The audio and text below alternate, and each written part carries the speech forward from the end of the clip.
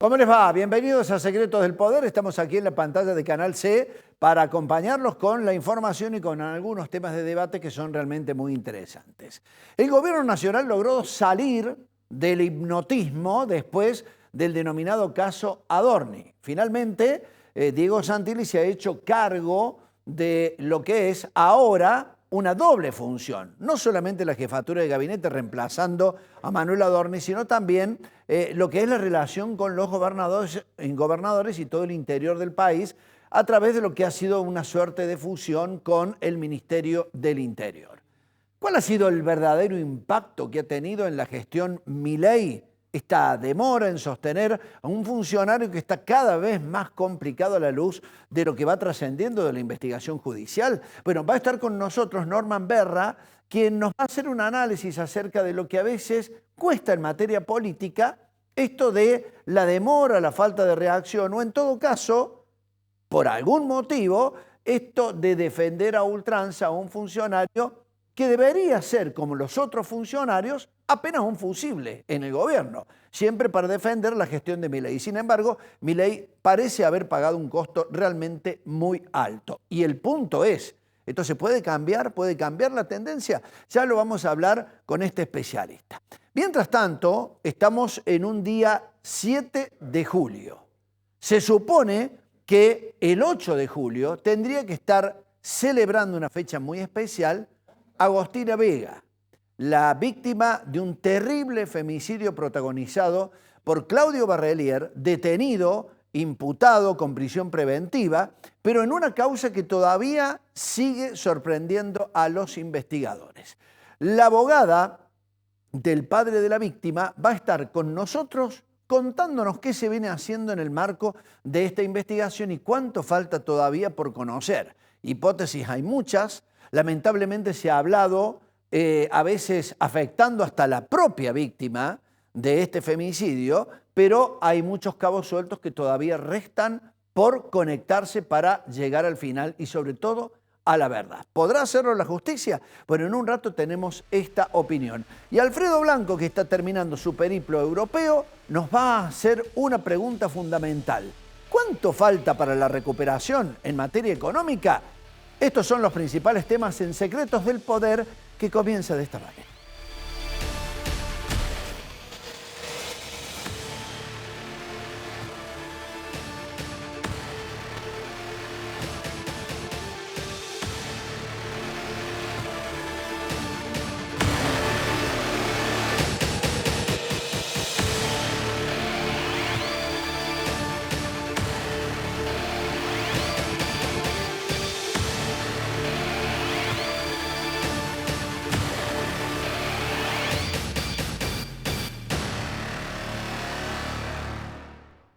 Por estas horas, decíamos al comienzo, Agostina Vega tendría que estar celebrando una fecha muy especial en toda niña que está creciendo y que encuentra precisamente en su cumpleaños de 15 esta fecha, una suerte de límite que se quiebra y una nueva vida para un adolescente. Y sin embargo, no está con nosotros, no está con su familia y esto es lo que más dolor provoca.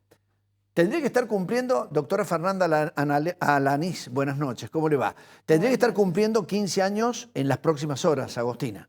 Muy buenas noches, así es, 15 años que quedaron en la nada, un montón de sueños, de ilusiones que no van a ser y que lamentablemente se las arrancaron sin ninguna posibilidad de defenderse.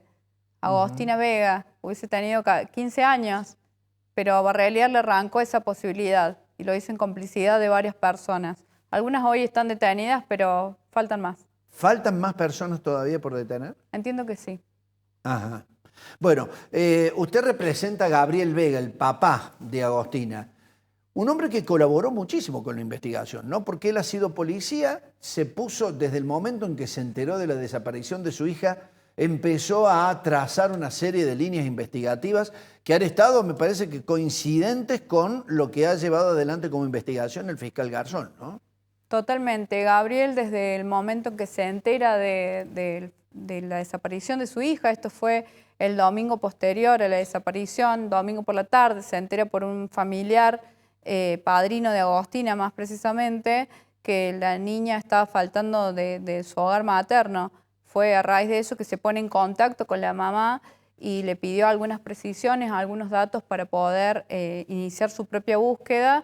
Y bueno, con las pocas precisiones que obtuvo, empezó una búsqueda desesperada. Bien, y lo primero que le apareció a él, o estaba convencido, porque la madre de Agostina hace una denuncia contra Barrelier varias horas después, pero para Gabriel Vega, Barrelier estaba en orden con lo que era la desaparición de la nena. Sí, desde un primer momento, un instinto paterno, te podría decir, puso los ojos en él, lo entrevistó personalmente, lo entrevistó a él estaba en ese momento en compañía con Soledad Andriani, hoy también imputada por un encubrimiento grabado. Percibió que lo estaba engañando, se dio cuenta.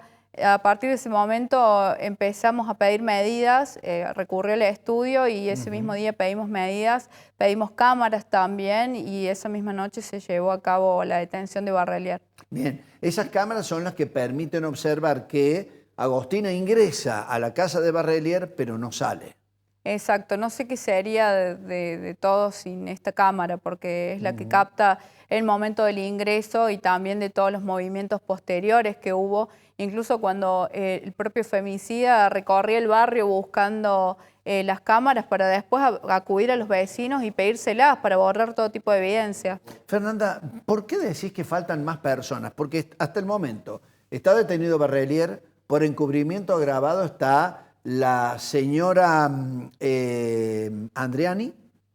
Estamos viendo algunas fotografías precisamente de Agostina con su papá. La señora Andriani, el señor Faceta y la pareja Palmero de Barrelier. ¿Falta alguien más, efectivamente?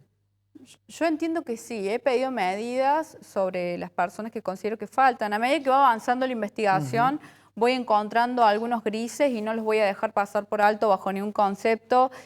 Trabajamos con Gabriel, de hecho el Día del Padre estuvimos trabajando en el pedido de detención de Palmero, en el pedido formal, porque ya habíamos hablado con el fiscal de que la queríamos a Palmero detenida. Nos parece un personaje siniestro, Palmero, en algún momento te hablaré de ella y de los motivos. Pero creo que todas las personas que estaban en esa casa tienen algún tipo de responsabilidad, al igual que las personas que fueron al día siguiente y estuvieron limpiando la escena del crimen, porque a mí no me van a sacar de la cabeza que esa gente tuvo alguna vinculación o por lo menos trató de desviar la investigación borrando evidencia. Hay una fotografía que complica, o al menos que muestra, que un par de hombres estuvieron en la casa de Barrelier más tarde.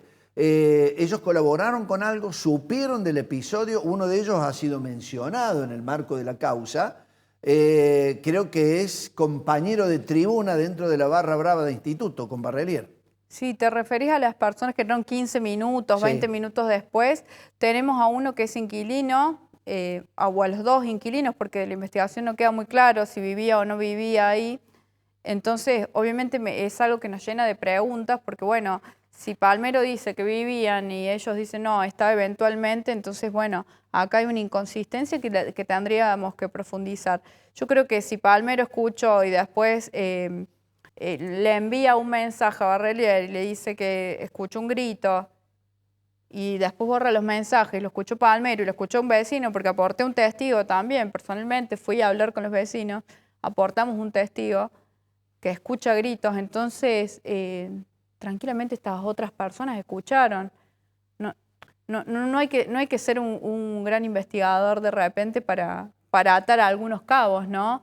Entonces, bueno, se tienen que hacer ciertas pericias y descartar o confirmar responsabilidades. ¿Hay alguien del núcleo más cercano de Barrelier, salvo su pareja, Faceta, su amigo, que también era alguien que era habitué ahí, vivía en la casa, Soledad Andriani? Me refiero a algún familiar directo. Por ejemplo, yo he escuchado algún testimonio de la mamá de Barrelier. ¿Qué opinás de eso que esta mujer dijo? Me sorprende que mi hijo sea así, pero sin embargo hay algunas versiones que indican que esta mujer estuvo en la casa con el cuerpo de Agostina allí.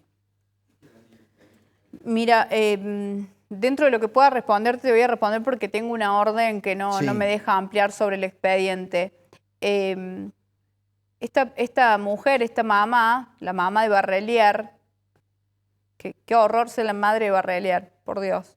Esta mujer primero dijo que su hijo era inocente, que Melissa estaba obsesionada con Barrelier. Esa fue su primera versión.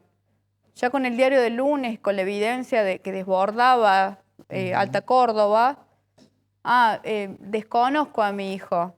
No obstante, esta mujer estuvo horas posteriores al crimen en la casa. Entonces, ¿qué rol cumple esta mujer? ¿Tanto desconoce a su hijo? Este mismo hijo que en 2025 estuvo preso por una privación ilegítima de la libertad, que tendría que haber estado grabada por mediar violencia de género y que tuvo una mujer maniatada, desnuda, con obviamente intenciones terribles en contra de su integridad. Entonces, esta persona es realmente franca, está aportando la investigación. ¿Qué hizo en la casa de Barrelier? ¿Por qué entraba y salía? Bueno, son muchos cuestionamientos que tenemos y obviamente los planteamos también. Bien, pero después del crimen de Agostina, ¿la mamá de Barrelier estuvo en esa casa? Estuvo, sí. Bien, entonces esa es una de las principales cuestiones que quedan pendientes, ¿no? Está muy pendiente, entre otras personas, otros personajes que estuvieron en el lugar. La otra tiene que ver con esta situación que en cierta medida marca dos posturas distintas. Creo que lamentablemente de un matrimonio disuelto entre el papá y la mamá de Agostina pueden surgir muchas diferencias y distintos criterios para educar a una chica de apenas 14 años. Ahora, la mirada que ustedes tiene que ver con alguna situación de riesgo que Gabriel Vega veía en la crianza de Melissa para con Agostina. Sí, ellos disentían en absolutamente todo. Esto consta en el expediente porque se hizo una investigación en relación a esto. Disentían totalmente, no tenían diálogo, ya al final no había diálogo prácticamente. Agostina vivió con Gabriel hasta septiembre, octubre del 2025 aproximadamente. Hubo un episodio, una discusión entre ellos y Agostina volvió con su mamá. A partir de una denuncia que sabemos fue realmente muy dolorosa para todo el entorno familiar y particularmente para Gabriel, ¿no? Sí, fue una denuncia por violencia familiar que se archivó la denuncia por violencia familiar. Hubo otra denuncia en el año 2015 también en contra de Gabriel, que Gabriel como corresponde y como hizo en todas las oportunidades que lo denunciaron, se presentó ante la justicia, se sometió al proceso y fue descartada también la denuncia. En esta oportunidad que nada tenía que ver con el entorno del femicida, que no tenía nada que ver con esta situación, se puso también a disposición de la justicia. Estuvimos en una charla con el fiscal y él mismo le dijo, señor fiscal, en un marco de igualdad, quiero que también se me investigue a mí, para que esto no sea un Boca River. Bien, que nos investiguen a los dos, a papá y a mamá. Yo me voy a hacer cargo de mi responsabilidad, pero quiero que sea todo parejo. Está bien. De todas maneras, tu cliente siempre ha tenido una actitud que ha planteado dudas respecto a la educación y a la tenencia de Agostina por parte de Melissa. Es más, hasta apareció una carta abierta. ¿La escribió realmente Agostina Vega o no? Desconocemos si el contenido de esa carta fue emitido por Agostina. A ver, post-mortem es complicado. Complicadísimo. Justo ahora apareció la carta. La verdad también es algo que fue de bastante resonancia, porque hablar de actos de última voluntad, porque se lo llamó como la última voluntad de Agostina, me parece algo súper grave, porque estamos hablando de una nena de 14 años. Llena de vida, y digo que jamás imaginaba que le iba a pasar lo que le pasó. Totalmente. Entonces, como una nena de 14 años, con la vitalidad que ella tenía, va a emitir una última voluntad y justo va a aparecer esta última voluntad en este momento y encima se incorpora la causa. O sea, me parece algo terrible, me parece algo bajísimo, porque Agostina no necesita eso en este momento. Su memoria necesita justicia. Bien, entonces si nosotros seguimos trayendo basura a esta historia que ya de por sí es triste, y nos estamos yendo totalmente del foco. Acá el foco es encontrar responsables, que ya lo tenemos, y después todos los encubridores, que son muchos. Entonces, me parece de terror. Después, en cuanto a la crianza, era obvio, la diferencia es muy grande, la brecha es muy grande. Hablemos dos palabras de Barrelier. ¿Qué se puede decir? Realmente da con el perfil de una bestia que no tenía ningún tipo de freno y que lo único que quería era depredar. Sí, no tenía ningún tipo de freno. Sus características es de una persona totalmente autoritaria. Él tenía sus propias reglas. Aparentaba ser alguien sociable, con amigos, alguien con quien podías contar, pero detrás de esa cara había un monstruo. Hay un monstruo. Y capaz me quedo corta con monstruo, ¿no? Era un depredador. Estamos hablando de un ser humano, le vamos a decir, que abusó el 2025. Antes, años previos, abusó también, abusó en manada. Entonces, realmente que esta persona haya estado libre es un acto, es un error judicial terrible, terrible, de una magnitud que no se puede explicar, y es el comienzo del femicidio de Agostina. El paso previo. Sobre la mamá sobre Melissa, ¿cómo ves el hecho de que se la haya incorporado como querellante en el marco de la causa? Mira, francamente para nosotros es un alivio. ¿Por qué digo esto? Obviamente hay cuestiones morales que son súper reprochables, que las dejamos para el fuero íntimo y de la crianza y demás, porque no queremos ahondar, porque sí, suma dolor a la historia, ¿no? Y también no vamos a ser críticos en este punto. Es un alivio porque estaba siendo investigada Melissa, más allá del pedido formal nuestro, que llegó tarde el pedido formal porque ya la estaba investigando el fiscal. En caso de que se hubiese surgido de la investigación que esta mujer tenía alguna vinculación, esto hubiese sido terrible, aún más. Ya de por sí la historia es terrible. Imagínense con una mamá que tuviera algo que ver en el crimen, o que hubiese un móvil en el que ella tuviese algún tipo de incidencia. Y es terrible. Entonces nos trae un alivio y baja bastante la tensión, por lo menos en la parte investigativa. Bien. Ahora esperamos que esta inclusión en la querella le genere un rol activo y pueda aportar datos que nos ayuden a cerrar la investigación para la elevación a juicio. ¿Falta mucho para cerrar la investigación?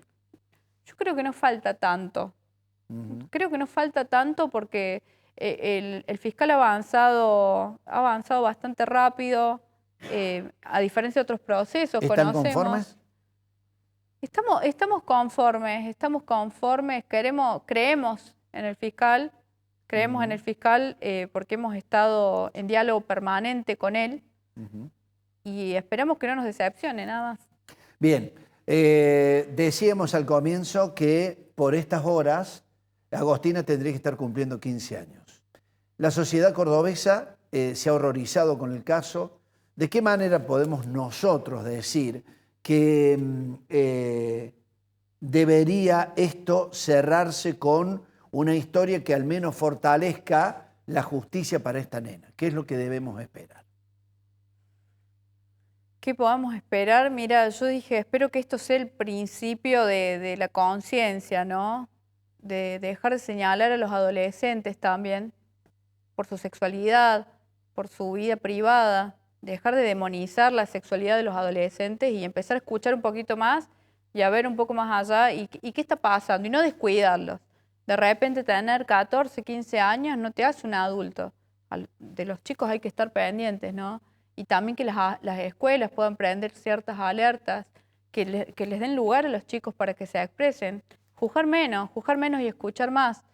Y estar atentos porque de repente los lobos están adentro de la casa de uno mismo y no nos damos cuenta. Y en todos los casos, en la mayoría, las bestias las tenemos al lado.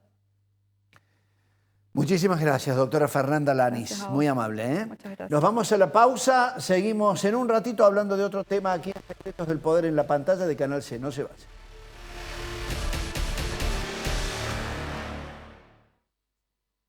Aceitera General Dehesa.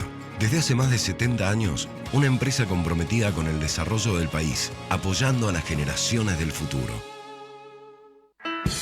El Consejo Deliberante de Córdoba es tu casa. Queremos, junto a los concejales de todas las fuerzas políticas, escucharte y crear con vos las ordenanzas que mejoran la vida de los vecinos de la ciudad. Súmate a dialogar. Te esperamos.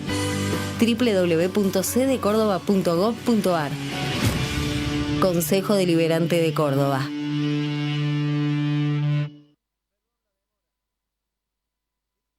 Accede a tu departamento con cochera, quincho, pileta y seguridad. En Milénica Insignia, Sagrada Familia o Autopista a Carlos Paz, con posesión inmediata. Entrega mínima del 25% y saldo financiado a 10 años en dólares o UVA, más tasa del 4,5%. Más info en grupodinosaurio.com o al 351-379-1069. Seguimos recuperando espacios públicos de nuestra ciudad. En Barrio Müller y en la zona sur, los vecinos y vecinas ya disfrutan de plazas renovadas que vuelven a ser lugares de encuentro.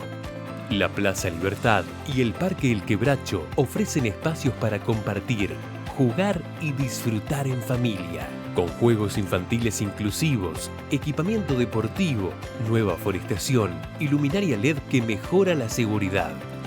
Continuamos impulsando obras que fomentan la convivencia y el bienestar de los vecinos de la ciudad. Córdoba hace, Córdoba sigue. EPEC, a la vanguardia tecnológica. Estamos instalando medidores inteligentes en toda la provincia. Un proyecto único en el país que te permite consultar tu consumo en tiempo real y administrarlo eficientemente. Un salto de calidad para todos los usuarios. EPEC, la energía de Córdoba. Conocé nuestro espacio Urban Tech, ubicado en Avenida Rafael Núñez 4635, Cerro de las Rosas. Innovación y tecnología en aberturas de PVC. Tus proyectos crean nuestras aberturas. Aceitera General Dehesa. Desde hace más de 70 años, una empresa comprometida con el desarrollo del país, apoyando a las generaciones del futuro. Prestigiosa, inclusiva, precursora, innovadora, proyectada hacia el futuro. Facultad de Ciencias Económicas. Universidad Nacional de Córdoba.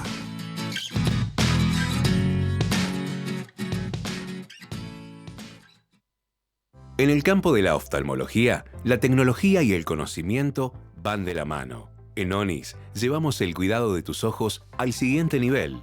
Estamos a la vanguardia para mejorar cada día más la visión. Por eso, somos la única clínica en el centro del país con Ingenuity 3D. Al operar en 3D vemos las dimensiones reales del ojo y vemos profundidades que antes no podíamos ver. Brindamos la mejor tecnología en las mejores manos. Si yo tengo el mejor equipo, pero no estoy preparado y no se van a obtener los mejores resultados. ONIS. Todo tiene que ver con todo. Buenas noticias de Cooperativa Horizonte para Altagracia. Sumamos recientemente una nueva fracción en la ciudad, Liniers de Horizonte 4, para unas 160 nuevas unidades. Sí, 160 soluciones habitacionales más que junto a los otros 3 conjuntos en zona norte de Altagracia totalizarán 567 viviendas sociales. Horizonte es el sistema seguro, accesible y flexible que te permite llegar a la casa propia. Para más información, comunícate al 425-7060 y sacate todas las dudas. Horizonte, los pies sobre la tierra.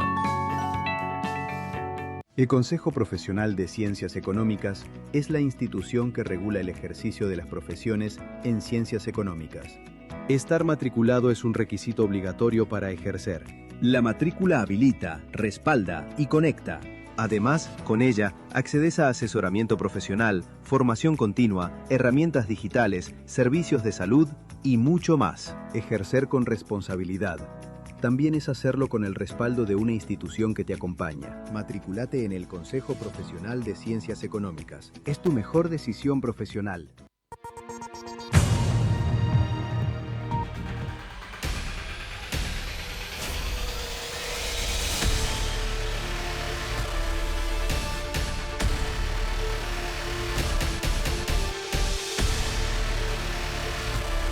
¿Cuánto le costó a Javier Milei darse cuenta que Manuel Adorni era un peso totalmente insostenible?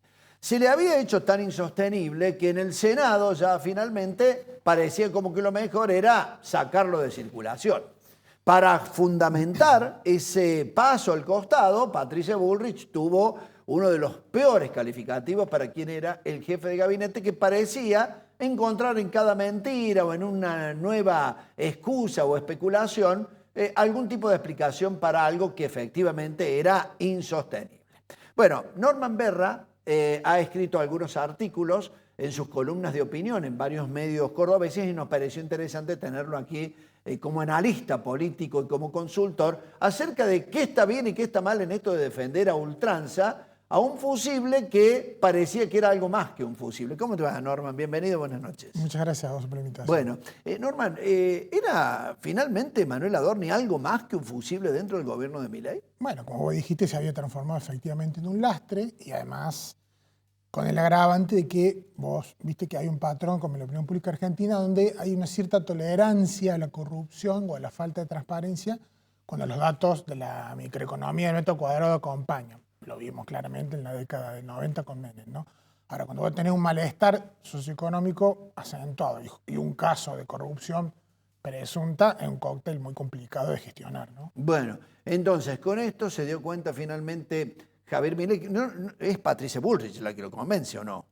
Da la impresión de que hay un tiro del final ahí, ¿no? Efectivamente. Bueno, pero en medio de todo esto, sale de carrera Manuel Adorni. ¿Por qué lo sostuvo tanto Javier Milei? Esta persistente insistencia en decir que es una persona inocente, pero además que, más allá de que pudiera llegar a tener alguna complicación con la justicia, él lo sostenía en el lugar. ¿Por qué era tan importante Adorni? Bueno, era evidentemente alguien del riñón, mileísta, carinista. No nos olvidemos que hace poco más de un año gana Adorni la elección en Ciudad Autónoma de Buenos Aires. La campaña decía Adorni es Milei.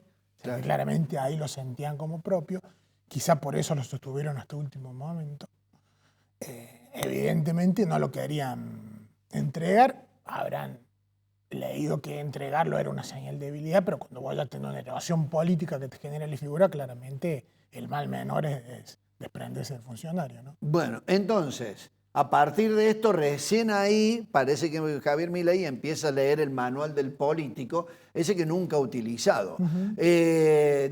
Entonces todo esto es una cuesta arriba para lo que ha significado la imagen de Javier Milei, que se ha ganado realmente desde el punto de vista del combate contra la corrupción, muchos puntos en contra, ¿no? Efectivamente, del famoso fui a deslomarme ha habido prácticamente noticias todas las semanas con Adorni, con lo cual el cóctel de falta de transparencia, sospecha de corrupción y crisis económica en el bolsillo de la gente fue acentuando el desgaste de la imagen de Javier Milei a nivel nacional y de la aprobación de su gestión. Bueno, ese es un detalle, porque vos titulaste en uno de los artículos que habíamos visto, el combo parece perfecto, ¿no? Es decir, las malas noticias en la economía, la inflación que no bajaba, ahora ha empezado a bajar, pero digo, las malas noticias de la gente que no tiene plata, y me parece que como contrapartida esta historia de un tipo que tiene plata absolutamente para todo. Es decir, mientras la gente no llega a fin de mes o no llega a 20 de mes,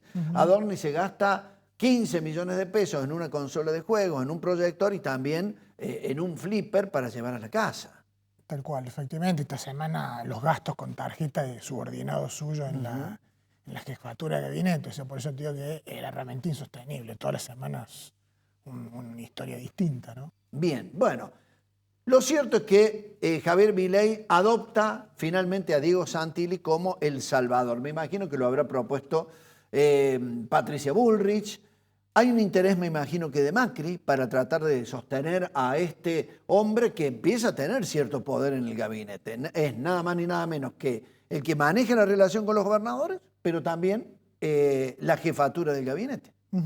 Sí, coincido, hay que ver cuánto poder real tiene, porque es cierto que hay una figura ahí que está siempre planeando sobre esto, que es la de Karina Milei, la secretaria general, y evidentemente es la que tiene mayor llegada e influencia sobre el presidente, ¿no? Está bien, tiene manejo, al menos tiene el poder, pero ¿vos creés que tiene realmente manejo de la política? Milei demostró que no lo tiene. Karina Milei, en este caso, puede llegar a utilizar de la mejor manera posible para la libertad avanza una figura como Diego Santilli? Bueno, hay que ver si demuestra un pragmatismo que hasta ahora no se vio, porque claramente ha habido una línea como más dura y poco negociadora, ¿no? Santilli tiene ese perfil, de nuevo hay que ver si tiene la autonomía suficiente para poder llevarlo o va a estar monitoreado todo el tiempo. No nos olvidemos que Santilli estaba monitoreado antes por Adorni, fíjate vos la paradoja, y ahora viene a ocupar el lugar de Adorni, ¿no? Entonces hay que ver cómo se gestiona eso. Es cierto que el plus que le puede aportar a Santilli es que tiene una relación más fluida con otros actores políticos, interlocutores, gobernadores, y que puede llevar a cabo quizá un perfil más negociador. Pero de nuevo va a depender del visto bueno de Karina. Bueno, aquí estamos viendo una actitud frente al presidente Milei como datos generales que has manejado en las consultas que vos has planteado y en donde estamos viendo que las decisiones que no gustaron de Milei alcanzan el 72%. Claro, esta es la última encuesta nacional que hicimos con Delfos. Vos fíjate que hay un 28% que podríamos definir que es el apoyo. Estamos hablando que eso es el núcleo duro de la Libertad Avanza, porque Milei saca el 30% de los votos en la PASO de 2023 y repite el 30% en octubre, o sea que de ganar el balotaje con casi 56, hoy está replegado sobre un núcleo duro de 30. No quiere decir eso que perdería la elección hoy, después podemos hacer una lectura de eso, pero tener un 70% de gente enojada. Ahí tener un 49% que nunca estuvo expectativa, ese claramente el voto de Massa, sí, 45 sacó Massa, 49 te da la encuesta, estamos hablando de lo mismo con apenas porcentaje, y tener un 20% de gente defraudada, desilusionada. Si vos decís, bueno, 28 más 23 te está dando casi el 50 que saca, ¿no? O sea que ahí decís, bueno, tiene un núcleo importante que no es que ya se alejó definitivamente de Milei, pero está esperando algún tipo de mejora en su vida cotidiana y enojada además por el tema el tema Adorni, de la falta de transparencia. ¿No? Vos fíjate que cuando estalla la crisis de Adorni, febrero de 2026, a partir de ahí la negatividad se va al 66% y ya nunca vuelve por debajo del 60%, incluso en junio rompe el umbral del 70%, mientras que el apoyo que venía del 44% cuando había empezado el año, si vos pensás que Milei saca el 40-41% de la elección de octubre, lo tenés ahí, fíjate, 44, 40, y en febrero perfora el umbral del 40 para quedarse con el 30.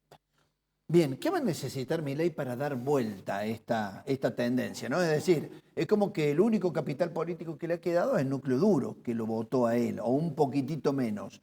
¿Qué necesita para revertir esto? ¿Buenas noticias en lo económico? Buenas noticias en lo económico, pero no en la macro, que en algún punto las tiene, vos lo dijiste, aparentemente el sendero de desinflación se retomó. Es cierto que con un dato sospechado, la encuesta también dice que la gente no le termina de creer dato de inflación oficial, pero bueno, le demos la derecha con esa. El problema ¿cuál es? Que pierde la narrativa anticasta claramente con Adorni, pierde la narrativa de la ética porque tenés tu principal funcionario hiper sospechado, con lo cual es difícil que vos este mix de negatividad que ves lo puedas resolver simplemente con una figura más simpática, medio lobista como Santilli. Bueno, va a necesitar una mejora en el metro económico cotidiano de la Argentina. Bueno, ¿no? Porque acá estamos viendo una medición de los sentimientos en la República Argentina. Es llamativo ver que uno de los sentimientos que más profundamente se sienten es esto de la preocupación y el enojo. Ahí está la bronca con el tema de la coyuntura, ¿no? Cuando vos veías, te salías de la encuesta para ver los sentimientos en redes sociales que la gente expresaba de manera espontánea, claramente Adorni expresaba ira y bronca, ¿no? Eso podría ayudarlo al gobierno. Ahora sale el elemento de malestar más revulsivo, pero insisto, si la economía sigue sin darle una ayuda concreta a la gente, ya no en la desinflación, que podría ser un evento, sino en una mejora del poder de consumo. Todos hemos visto los datos de morosidad de la familia, sí. lo que bien planteaste vos, la mayoría se le acaba los ingresos al 20 de cada mes, le queda mucho más al final del sueldo. Si eso se mantiene, probablemente sigamos viendo un malestar, puede remitir un poco con la salida de Adorni y descomprimir, pero por sí solo no va a resolver este panorama de crisis, ¿no? Bueno, he visto algunos títulos, puntualmente el diario Infobae, que a veces cita buenas noticias y dicen, ya Javier Milei y Karina Milei se sienten que están renovando su gobierno con la reelección. Y acá estamos viendo esta negatividad que se mantienen los mismos valores que el mes anterior, ¿no? Sí, nosotros no podemos pronosticar qué es lo que va a pasar de acá a un año, porque en Argentina los pronósticos a los 30 días no te duran. Sí te puedo decir que hoy, si el gobierno tuviera que enfrentar una elección, no la ganaría en primera vuelta. Hoy. Necesitaría ir a un balotaje, y eso que el peronismo y el kirchnerismo están haciendo casi todo para que Milei gane, ¿no? Sí. Y sin embargo, así hoy necesitaría de una segunda vuelta, ¿no? Eso es claro, porque no aparece en la oposición una figura que pueda, en todo caso, aprovechar todo lo que a Milei le está faltando o que está haciendo mal, ¿no? Efectivamente, la oposición no termina de capitalizar la crisis del oficialismo porque está envuelta en una interna feroz también.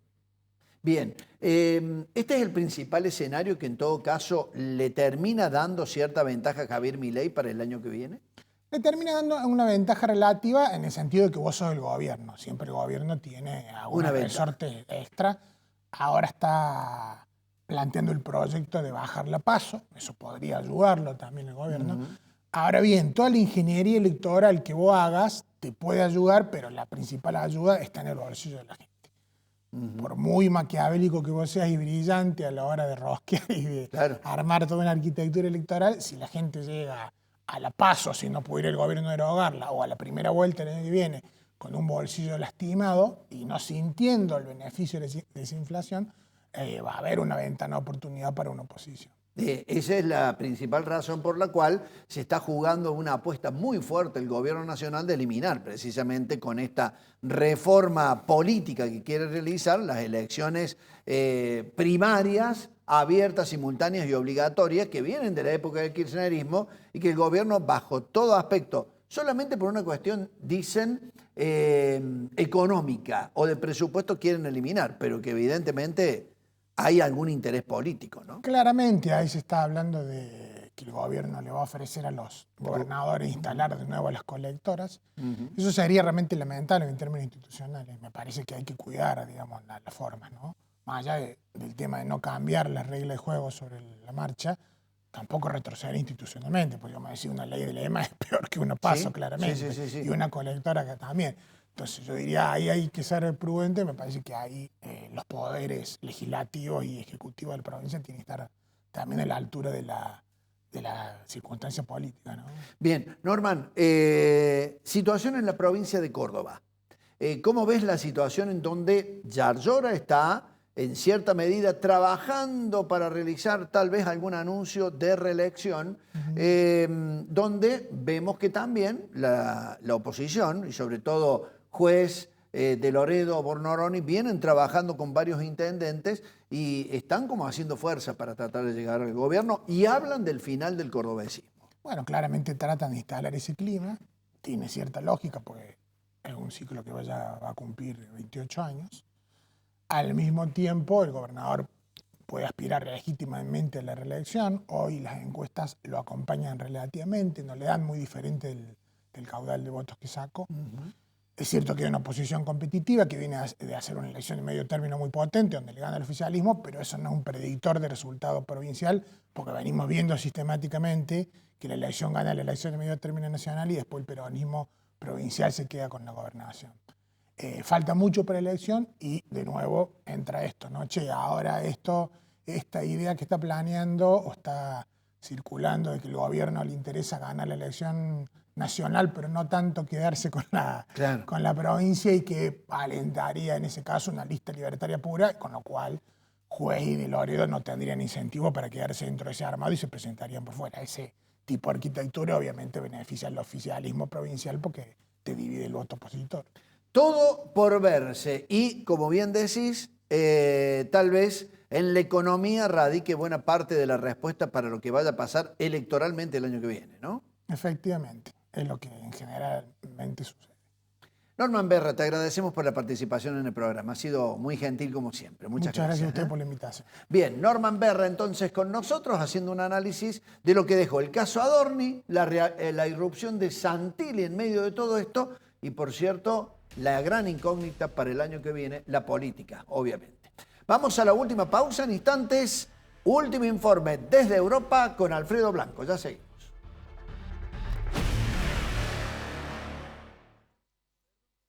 Aceitera General Dehesa. Desde hace más de 70 años, una empresa comprometida con el desarrollo del país, apoyando a las generaciones del futuro. El Consejo Deliberante de Córdoba es tu casa. Queremos junto a los concejales de todas las fuerzas políticas escucharte y crear con vos las ordenanzas que mejoran la vida de los vecinos de la ciudad. Súmate a dialogar. Te esperamos. www.cdecórdoba.gov.ar Consejo Deliberante de Córdoba.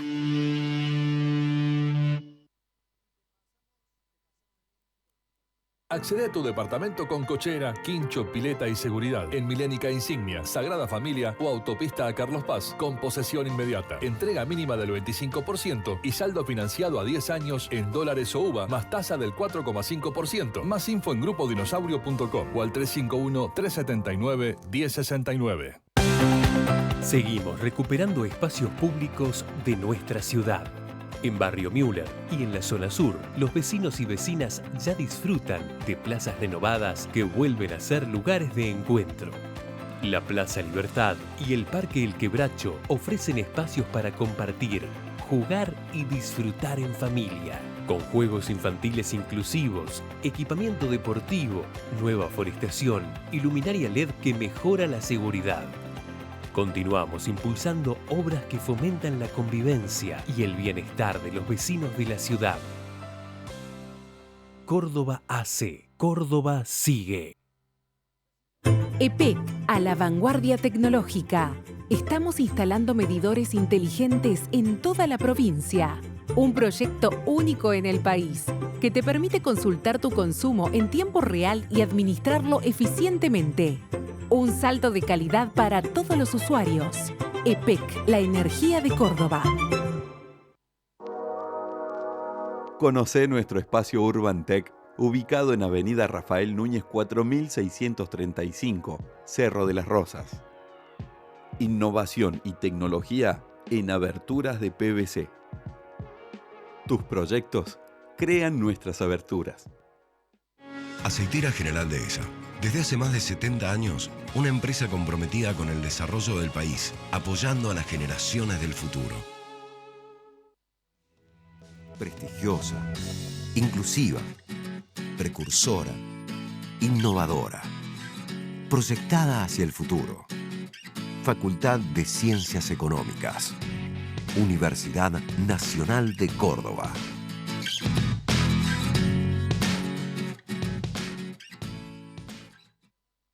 En el campo de la oftalmología, la tecnología y el conocimiento van de la mano. En ONIS llevamos el cuidado de tus ojos al siguiente nivel. Estamos a la vanguardia para mejorar cada día más la visión. Por eso, somos la única clínica en el centro del país con Ingenuity 3D. Al operar en 3D vemos las dimensiones reales del ojo y vemos profundidades que antes no podíamos ver. Brindamos la mejor tecnología en las mejores manos. Si yo tengo el mejor equipo, pero no estoy preparado y no se van a obtener los mejores resultados. ONIS. Todo tiene que ver con todo. Buenas noticias de Cooperativa Horizonte para Altagracia. Sumamos recientemente una nueva fracción en la ciudad, Liniers de Horizonte 4, para unas 160 nuevas unidades. Sí, 160 soluciones habitacionales más que junto a los otros 3 conjuntos en zona norte de Altagracia totalizarán 567 viviendas sociales. Horizonte es el sistema seguro, accesible y flexible que te permite llegar a la casa propia. Para más información, comunícate al 425-7060 y sacate todas las dudas. Horizonte, los pies sobre la tierra. El Consejo Profesional de Ciencias Económicas es la institución que regula el ejercicio de las profesiones en ciencias económicas. Estar matriculado es un requisito obligatorio para ejercer. La matrícula habilita, respalda y conecta. Además, con ella, accedes a asesoramiento profesional, formación continua, herramientas digitales, servicios de salud y mucho más. Ejercer con responsabilidad. También es hacerlo con el respaldo de una institución que te acompaña. Matriculate en el Consejo Profesional de Ciencias Económicas. Es tu mejor decisión profesional.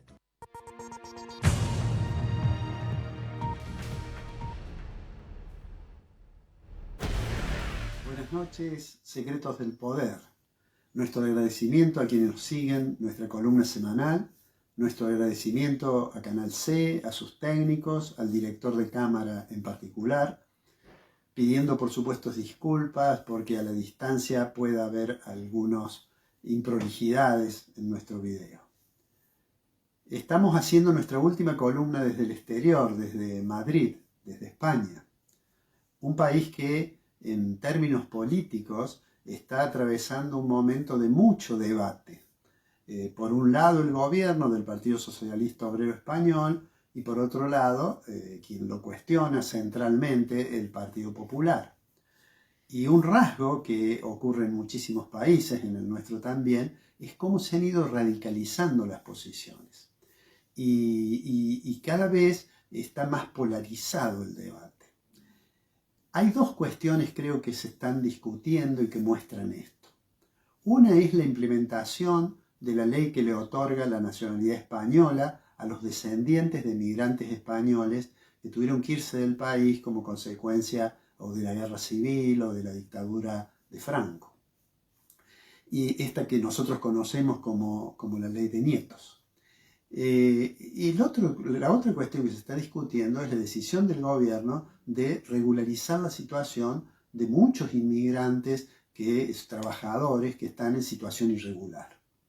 Esto ha desatado una discusión muy fuerte y el Partido Popular en la oposición, un partido que uno podría decir de centro derecha, ha comenzado a utilizar los argumentos de la ultraderecha, de Vox, para cuestionar de manera muy fuerte al gobierno.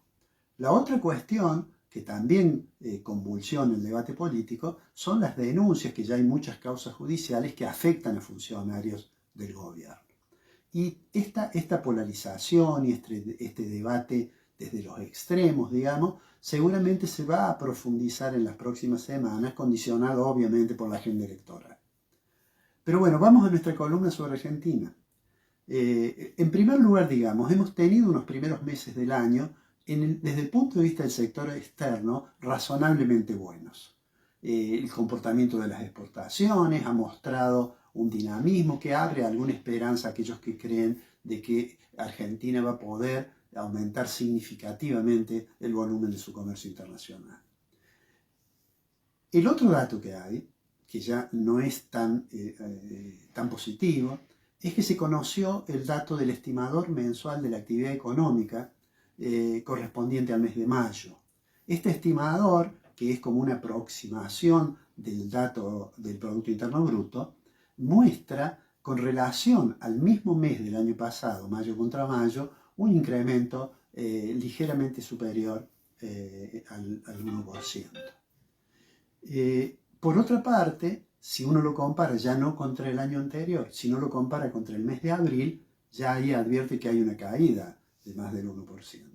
¿Qué es lo que quiero decir con esto? Bueno, que todavía la pretendida recuperación de la economía no se nota muy nítidamente. Pero lo que es más importante es que si uno abre los datos para ver qué sectores han crecido y qué sectores han decrecido en ese periodo, bueno, nos vamos a encontrar con algo que ya ha ocurrido otros meses, en que tenemos creciendo minería, que tenemos creciendo el sector agropecuario y que tenemos decreciendo con caídas importantes la industria manufacturera, el comercio mayorista y minorista y este mes también la pesca.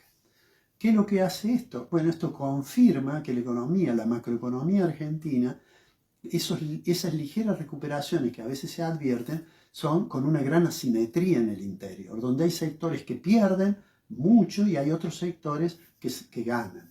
¿Qué significa eso? Eso significa que como los sectores que pierden son los que tienen mayor potencialidad de generar puestos de trabajo y los que ganan generan menos puestos de trabajo porque son actividades, por ejemplo, más capital intensivas, bueno, eso hace que empezar a mirar con cuidado el mercado de trabajo. Cuando uno analiza los números del mercado de trabajo, ve que ha habido una gran destrucción de empleo formal. El ministro de Economía, Caputo, ha tratado de demostrar que cuando una fábrica cierra, los trabajadores consiguen más o menos rápidamente trabajo, aunque sea a veces a un salario más bajo. Pero en realidad, si uno mira en lo general, claramente la destrucción de empleo formal es solo parcialmente compensada por o trabajo informal o cuentapropismo. O sea, allí hay una dificultad. La semana que viene vamos a conocer el índice de precios al consumidor correspondiente al mes de mayo. Al mes de junio. ¿Cuánto es que creció? Y el gobierno espera poder anunciar de que creció menos del 2%.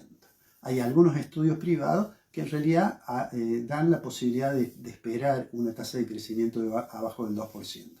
Pero en realidad no es tan importante si es 1,9 o si es 2,1. Yo siempre digo, no es un dato el que hay que mirar, no es un fotograma de la película, hay que mirar la película completa. Si lograra una tasa en torno al 2%, el gobierno podría decir, bueno, está bajando nuevamente la tasa de inflación después de aquel pico que tuvo hace algunos meses. De todos modos, 2% de inflación, hemos dicho, es una tasa de inflación elevadísima. Digamos, para terminar, recordemos que en la columna pasada hablamos del informe de la Comisión Económica para América Latina respecto de inversión externa directa. Y dijimos, bueno, en realidad Brasil es la economía que recibió en 2025 más inversión externa directa. ¿Y dónde está la Argentina? ¿Está en el podio? No, no está entre los 3 primeros. ¿Está entre los 5 primeros? No, no está entre los 5 primeros. Está novena en términos de volumen de inversión externa y directa, como consecuencia de nuestra historia, de la persistencia todavía de restricciones y que hace que entonces el inversor externo tenga una mirada muy cautelosa.